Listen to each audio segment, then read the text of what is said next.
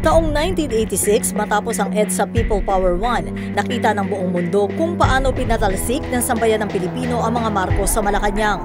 Pero makalipas ang 2.5 dekada, sa kabila ng mga kasong isinampa at binintang sa mga Marcos, tulad ng pagnanakaw sa kaban ng bayan at iba pang paglabag sa karapatang pantao, ano na nga ba ang pananaw ngayon ng mga Pilipino sa mga Marcos, lalong-lalo na sa dating First Lady? Naririnig ko na marami siyang sapatos, marami siyang alahas, marami siyang yaman sa ibang bansa. Kaya pag narinig yung Imelda, alam mo na siya yun.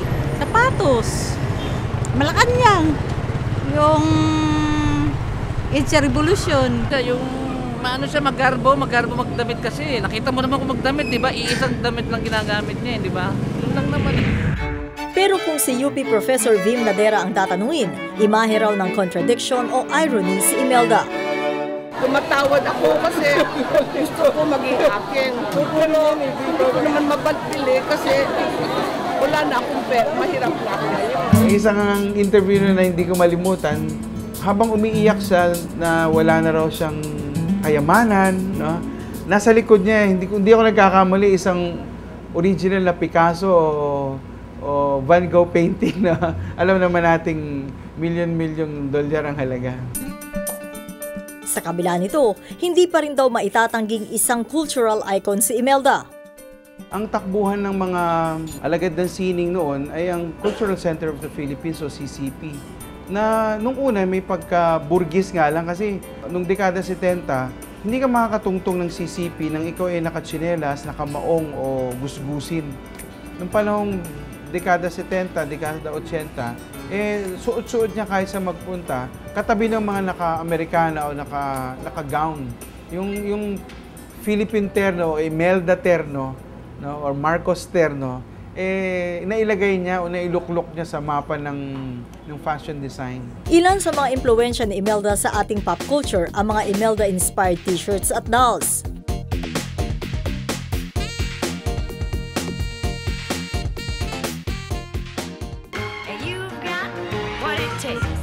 Pati sa mga Hollywood movie na babanggit si Imelda. Good evening, Mr. George. Good evening, Rosario. Excellent new hairdo. Mr. George. No, I'm serious. You look like a young Imelda Marcos. Matunog din sa international music scene ang pangalan ni Imelda. Ang CD na ito na iproduce ng American artist na si David Byrne, Imelda Marcos inspired din. Sa mismong CD case nga nito, makikita ang mga litrato ng pamilya Marcos. Bawat kanta, may ikinagkwentong kabanata sa buhay ni Imelda. Ang mga kantang ito, lumabas na rin daw bilang musical play sa Australia at Amerika. Samantala, dito naman sa Ilocos Norte, buhay na buhay pa rin ang impluwensya ng mga Marcos. May gumawa pa nga ng libro tungkol sa kabutihang nagawa ng mga Marcos sa mga Pilipino. Yung mga katangian ni Apo Marcos, he was a visionary, he was strong-willed, he loved the Filipino people very dearly, he was brilliant, and he was the greatest social architect we ever had. No? Hindi lang mga pa-cute na programa ang kanyang ginawa. In fact, hanggang ngayon, na-enjoy natin yung mga benefits. Nang mahalal bilang gobernador na Ilocos Norte si Amy Marcos, agad niyang binuhay ang turismo sa kanilang bayan. Ang paboritong speech venue ni dating Pangulong Marcos sa Ilocano Heroes Hall sa Lawag City, nagsilbi ring lugar ng kauna-unahang State of the Province Address o SOPA ni Amy. We are part of the Ilocano family.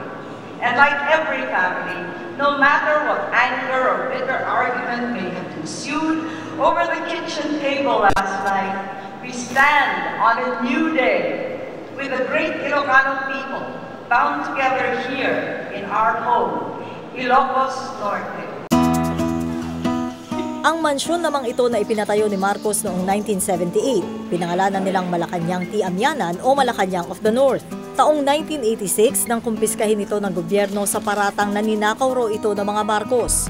Pero Nobyembre 2010 nang ibalik na ito ng gobyerno sa kustodya ng provincial government ng Ilocos Norte, kung saan ginawa na rin itong isang tourist attraction. Maligaya na kami kasi lalo na ngayon, ma'am. May binibigay naman kami na kay Ma'am Governor May sweldo na kami. Tapos, etong bahay na maintain na.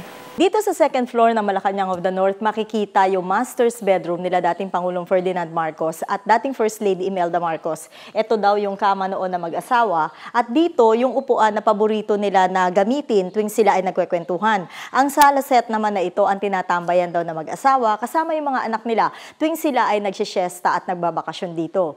Pero ang kwartong ito ibinaba noong 1983 na magkasakit ang dating Pangulo. Binabato doon sa ground floor, kasunod na rin ang konstruksyon ng hospital room para kay dating Pangulong Marcos. Ang mga manikin ni Ferdinand Marcos sa hospital room, suot pa rin daw ang mga paboritong damit ng dating Pangulo. Maliban sa mga kurtina, wala na raw iniba sa ayos ng kwarto nila Amy, Bongbong at Irene. Samantala sa isang natatanging one-on-one interview, kwento sa akin ni Madam na masaya raw siya sa nakikita niyang pagbabago sa Ilocos. At ngayong balik Kongreso na raw siya, plano na niyang ituloy ang mga hindi pa natapos na proyekto. For political integrity, I had to run for the third time in another district. And also because of justice to the Marcoses. Nito lamang July 2, nagdiwang ng kanyang 82nd birthday si Imelda. Hindi nga raw halata sa kanyang itsura ang kanyang edad. Mula sa terno ng damit na kinamulatan kong isinusuot niya hanggang sa estilo ng buhok na una kong nakita sa kanyang mga litrato sa aking mga libro. Halos wala siyang kupas. Only the body ages, but the spirit does not. But if you have great values and you're positive and you have great values and attitudes, that spirit in you is enriched, energized, and it also is the #1 health potion to make you younger. Ang beauty secret daw ng isang Imelda Marcos ang hindi pag-iisip ng mga problema at pag-iwas sa mga pangit na tanawin. They laugh at me, for instance, my commitment to good, true, and beautiful. But when I get sometimes irritated, I have to be a beautiful flower first before I can be a fruit. Hindi ako magiging bunga kung hindi ako magandang bulaklak muna. And what is love? Love is the giving of the good, true, and the beautiful. Nakakabata rin daw sa pakiramdam ni Imelda ang pag-shopping at pamimili ng accessories. Pero taliwas sa paniwala na marami, puro mumurahin lang daw ang mga alahas ng dating unang ginang. Ito yung aking alahas ngayon. Basura yan, racing yan. Mga 50 pesos yan. You don't have to be rich. It does not have to be expensive. Alam daw ni Imelda, malaki ang ambag nila sa kasaysayan. I've been called so many names, Edifice Complex, MLDific, MLDis, and all of that. And they went to my closet to look for skeletons. Thanks God, they found shoes. And the more they dug, they found beautiful jewels. The more they dug, they found beautiful painting. The more they dug, beautiful silver. The more they dug, the more beauty they discovered. Because if in your heart, you have God in you, then also in your deeds, you will find beauty, which is God made real. Napag-usapan din namin ang issue sa pagpapalibing sa libigan ng mga bayani ng kanyang dating asawa. Men or leaders of the world cannot make a perfect decision, especially in honoring and holding the dead sacred. I always look up to the heavens, to God, because I'm sure there is a divine plan for him. And I've always said, mas malawak ang langit kaysa sa lupa. Kaya mas maraming solusyon kaysa sa problema. Pati na rin ang relasyon niya sa kalaban nila dati sa politika, ang pamilya Aquino. I love the Aquinos. You know, actually they're like my relatives.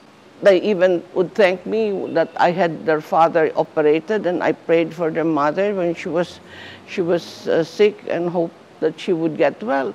And I meant it all.